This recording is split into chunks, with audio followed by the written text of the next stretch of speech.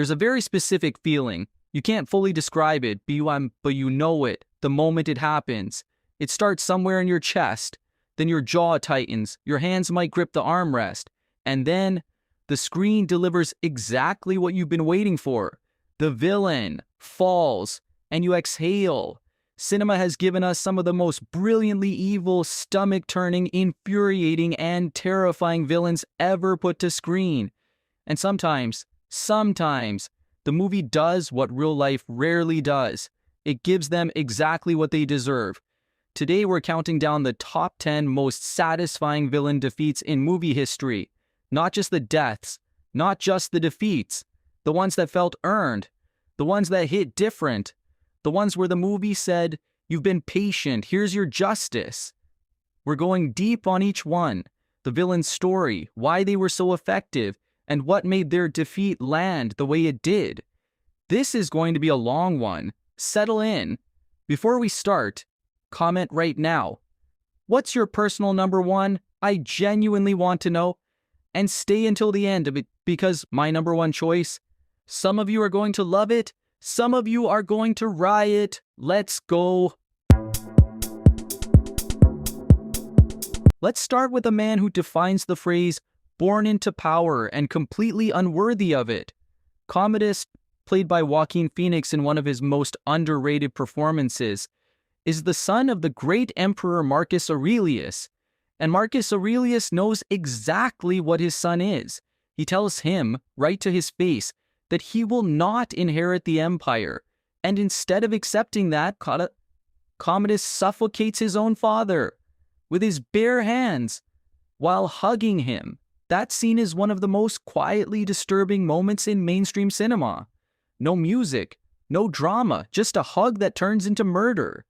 And then Commodus spends the entire film being exactly the kind of ruler you'd expect from that man. He's petty, he's vain, he craves love he's never earned. He sends Maximus, Rome's greatest general, to be executed. He kills Maximus's wife and child. He manipulates, lies, and schemes his way through an empire he has no right to rule. And through all of that, Maximus survives, becomes a gladiator, fights his way back to Rome, back to the Colosseum, back to Commodus. The final fight is everything. Commodus, in a move that says everything about his character, stabs Maximus before the fight, a hidden blade, because he cannot win any other way. And still, Maximus, bleeding, dying, running on nothing but will, disarms him and finishes it. The crowd watches, Rome watches, and Commodus dies in the sand of the arena he used to control. Why is he only at number 10? Honestly, he died too fast. A man that evil deserved to suffer a little longer. But the symbolism of dying in the arena, in front of Rome, after cheating and still losing, that's poetic. That counts. 9 more to go, and they only get more satisfying. Don't touch that screen. Hans Gruber is the reason we have the charming, articulate European villain trope. Before Hans Gruber, action movie villains were mostly just big, angry, and loud. Hans showed up in a tailored suit, quoting Karl Marx and ordering fine champagne, and completely changed what a movie villain could be. Alan Rickman, in his film debut by the way, plays Hans with such cool, effortless menace that you almost forget he's the bad guy. Almost. He's smarter than every cop outside. He anticipated every counter move. His plan is genuinely brilliant. Disguise a robbery as a terrorism hostage situation to distract the FBI while he drains the vault. The only thing he didn't plan for? One barefoot cop from New York having the worst, Dan-esque night of his life, and the defeat itself is cinema history. McClane handcuffs a gun to his back, gets Hans to drop Holly's wrist, and Hans Gruber falls from the 30th floor of Nakatomi Plaza. Now here's a behind-the-scenes fact that makes this even better. Alan Rickman was told the crew would drop him on the count of 3. They dropped him on 1. That genuine look of shock and betrayal on his face as he falls, that's real, that's not acting, that's a man who was actually surprised. And it became one of the most iconic defeat shots in the history of film. Hans Gruber deserved it, and the movie knew exactly how to deliver it. Now we move into more uncomfortable territory, because Calvin Candie isn't just a villain. He's a villain that represents something real, something historical, something America has never fully reckoned with. Leonardo DiCaprio plays Candie as a man who is charming, cultured, and utterly monstrous. He runs Candyland, a Mississippi plantation, and treats human beings as livestock. He's well-read enough to quote French, but twisted enough to use pseudoscience to justify slavery, and DiCaprio commits fully. There's a famous story during the dinner table scene. DiCaprio actually cut his hand on a broken glass. He kept going, kept in character, smeared his own blood on Kerry Washington's face. Tarantino kept the take. That's how deep this character goes. The tension in Django Unchained is almost unbearable. Django and Dr. Schultz are playing a game inside Candie's house, pretending to be buyers while trying to free Django's wife Broomhilda. And for a while it seems like it might work. Until Steven, the head house slave played by Samuel L. Jackson, figures it out and tells Candie. The table explodes. Candie shows his true face, violent, entitled, furious that someone dared to outmaneuver him. He demands $30,000 for Broomhilda. Schultz pays it, but then Candie insists on a handshake, and Schultz, a man who spent the whole film keeping it together, cannot do it. He shoots Candie dead on his own doorstep. It cost Schultz his life. But in that moment, the audience completely understands. Some men you just cannot shake hands with. Candie's defeat is messy, costly, and imperfect, which is exactly why it works. Good doesn't always win clean, but it wins. We're at number 8, halfway there. The next 3 entries are where this list gets genuinely uncomfortable, in the best way possible. Stay with me. I want to talk about a very specific kind of villain. Not the kind that monologues, not the kind with henchmen, the kind that smiles while they destroy you, the kind that has the system on their side. Nurse Ratched, played by Louise Fletcher in an Oscar-winning performance, runs a psychiatric ward with an iron fist wrapped in a white uniform. She never raises her voice. She never has to. She uses rules, medication, group therapy, and bureaucracy as weapons. She breaks people slowly, methodically, and she enjoys it. R.P. McMurphy, Jack Nicholson, electric and alive, gets himself committed to avoid prison labor. He thinks he can charm his way through, manipulate the system, and for a while he genuinely lifts the ward. He brings life to men who had forgotten what it felt like. And Ratched watches, and waits, and systematically dismantles everything he builds. She uses Billy, a kind, fragile young man, as her ultimate weapon against McMurphy. When she catches Billy with a girl and threatens to tell his mother, Billy takes his own life, and McMurphy snaps. He goes for her throat with his bare hands. The ward erupts. Orderlies pull him off. He doesn't kill her. He doesn't win. He gets lobotomized. And yet, his friend Chief, who McMurphy had spent the whole film trying to reach, smothers McMurphy to end his suffering, and then rips a water fountain from the floor and throws it through the window, and walks out, free. Ratched's defeat isn't her death. She survives. Her defeat is that her ward walks out the door. And everyone watching knows, McMurphy did that. Even from a lobotomy, even from beyond himself, he still won. Okay, Parasite. I need to be careful here because this entire film is a spoiler. If you haven't seen it, pause this video, go watch it, come back. I'm serious, it's one of the best films of the 21st century, and you should not have it spoiled. Okay, for those still here. Parasite is about class, about the gap between the wealthy and the desperate, and it doesn't give you clean heroes or clean villains. Everyone is complicit, everyone is surviving, everyone is a parasite on someone else. The Kim family, poor, clever, and hungry, infiltrate the wealthy Park household one by one.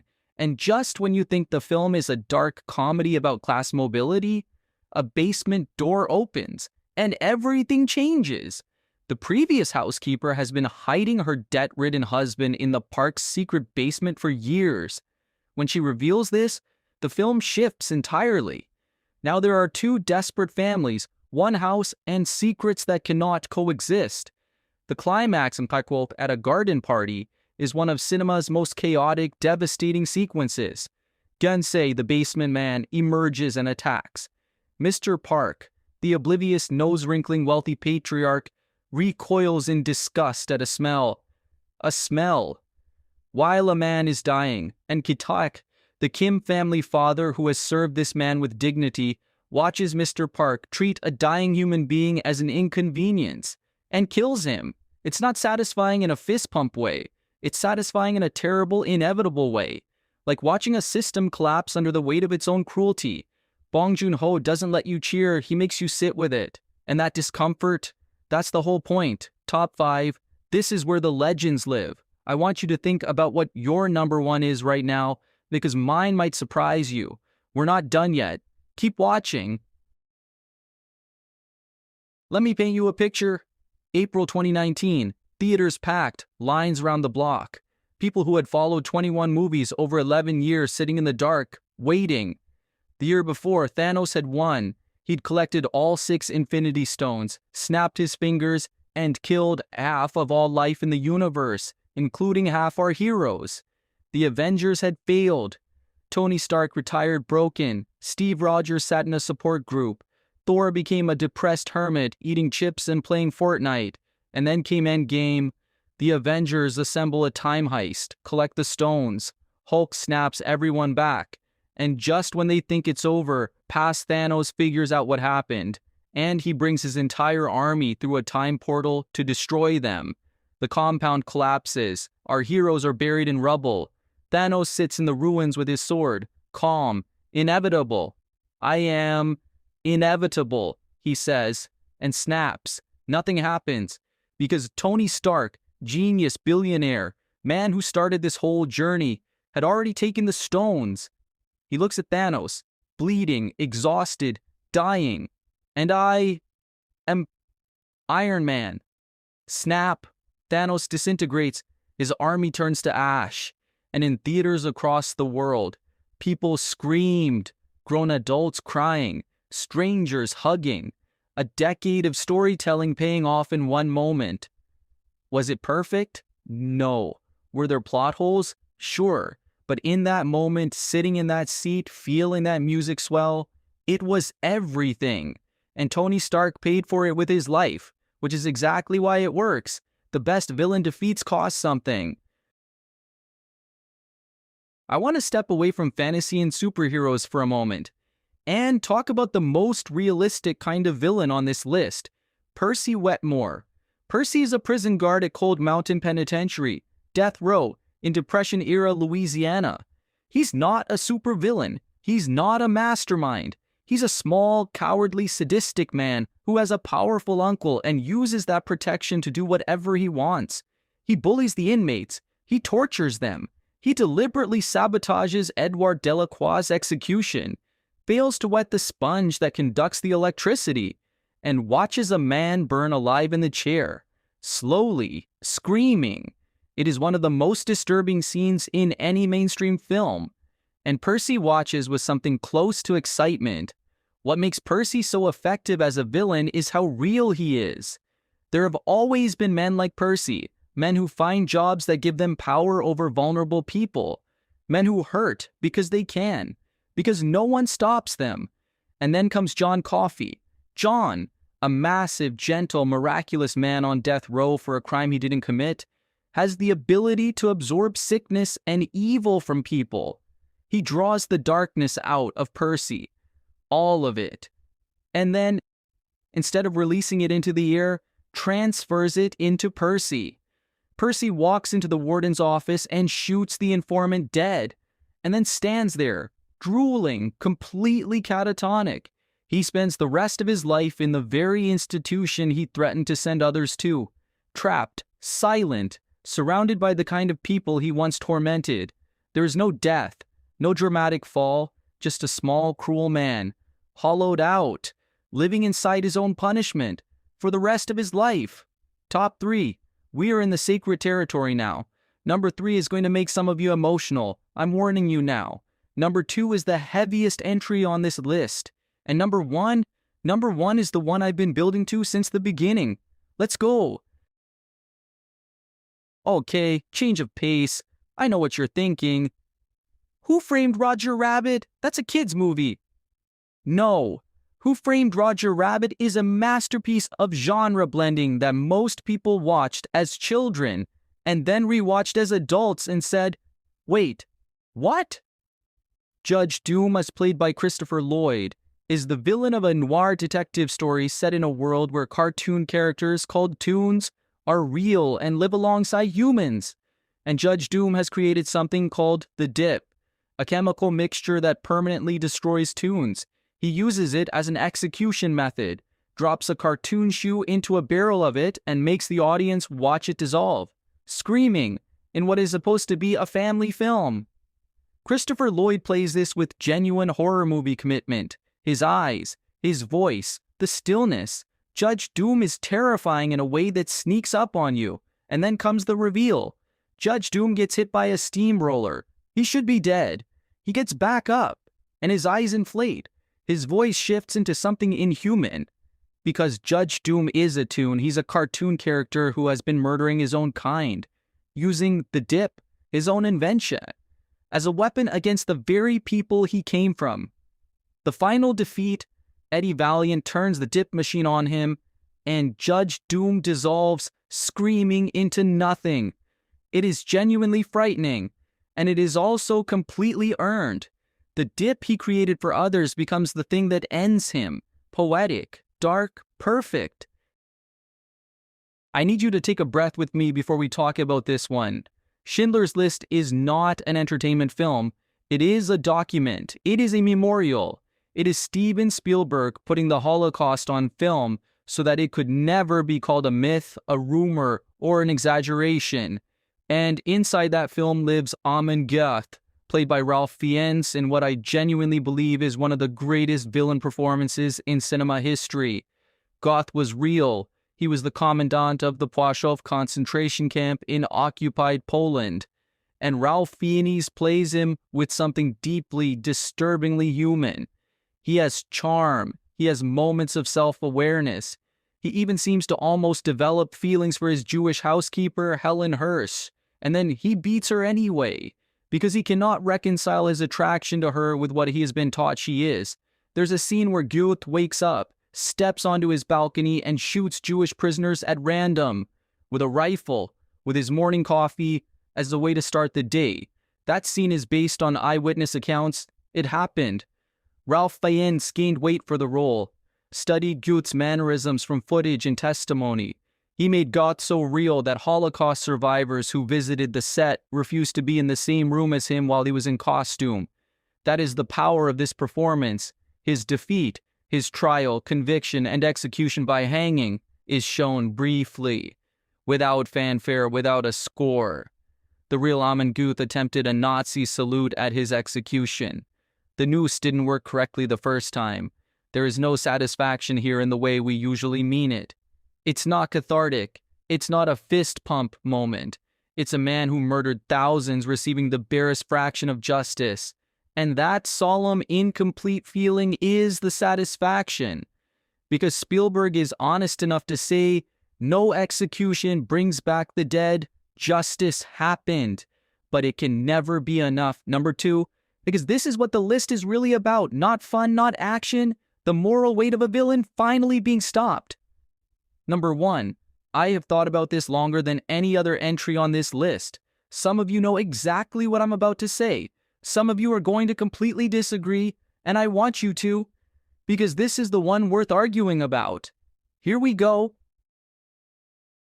Hans Landa. If you've seen Inglourious Bastards, you already felt something when I said that name. Something between dread and fascination.